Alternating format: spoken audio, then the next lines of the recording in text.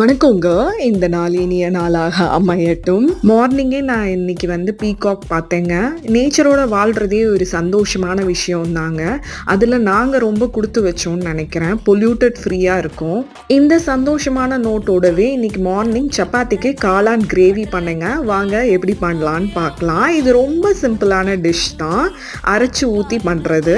ஒரு பேனில் ஒரு 2 ஸ்பூன் எண்ணெய், 2 பெரிய வெங்காயம், 10 பல் பூண்டு, ஒரு துண்டு இஞ்சி, 2 பட்டை, லவங்கம், 2 தக்காளி, 1 ஸ்பூன் சீரகம், சோம்பு, பொட்டுக்கல்ல, 2 ஸ்பூன் தேங்காய், 1 ஸ்பூன் மிளகு போட்டு நல்லா வறுத்து எடுத்து இந்த மாதிரி அரைச்சு வச்சுக்கோங்க. குக்கர்ல 2 ஸ்பூன் எண்ணெய், 1 ஸ்பூன் கடுகு, 2 பெரிய வெங்காயம், 1 கொத்து கருவேப்பிலை, நம்ம அரைச்சு வச்ச விழுதையும் சேர்த்து தேவையான அளவு தண்ணி ஊற்றி காளானையும் 2 பேக்கெட் சேர்த்துக்கோங்க. தேவையான அளவு உப்பு, மல்லித்தலை சேர்த்துக்கோங்க. காரம் வேணும்னா மிளகாத்தூள் எக்ஸ்ட்ரா சேர்த்து 2 விசில் வச்சு இறக்குங்க. சூப்பரான சுவையான குழம்பு ரெடிங்க.